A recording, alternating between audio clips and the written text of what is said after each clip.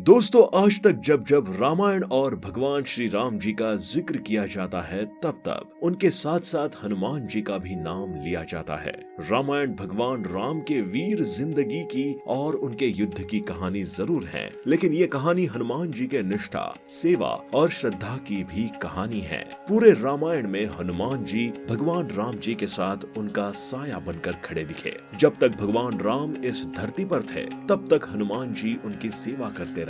लेकिन रामायण के बाद हनुमान जी कहाँ चले गए, ये सवाल हर एक के मन में अब तक जिंदा है। रामायण के बाद हनुमान जी कहाँ चले गए, इसकी भी एक अलग कहानी है। इस कहानी की शुरुआत होती है त्रेता युग से। हनुमान जी को पहले से ही अमरत्व का वरदान मिला था। हनुमान जी कलयुग खत्म होने तक इस धरती पर सवार रहेंगे, ये उनको अमरत्व का वरदान देव देवताओं से मिला था। जब प्रभु श्री राम इस धरती को छोड़कर चले गए तब हनुमान जी ने वन को ही अपना लिया और वो वही वास करने लगे। इसके कुछ वक्त बाद ही त्रेता युग का अंत हुआ और शुरुआत हुई द्वापार युग की।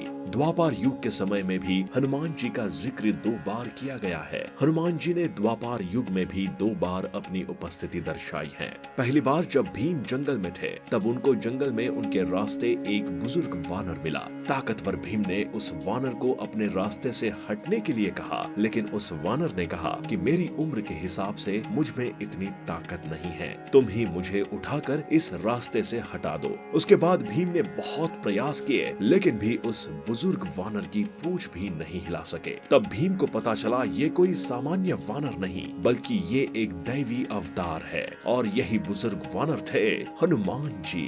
और वो भीम को उसके घमंड का सबक सिखाने आए थे। इसके साथ साथ महाभारत के युद्ध में भी हनुमान जी अर्जुन के रथ के ऊपर ध्वज बनकर रहे।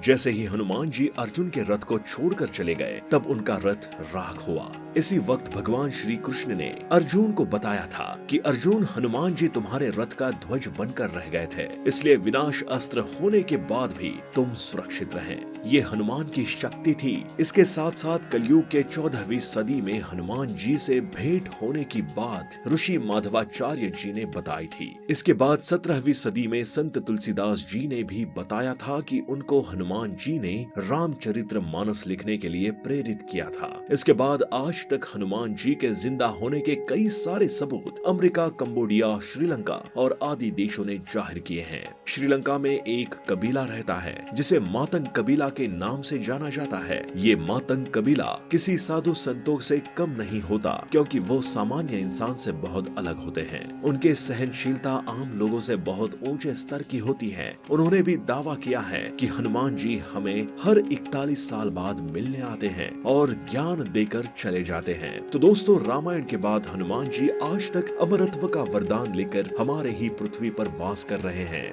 हमारे पृथ्वी के साथ साथ हमारी सुरक्षा कर रहे हैं।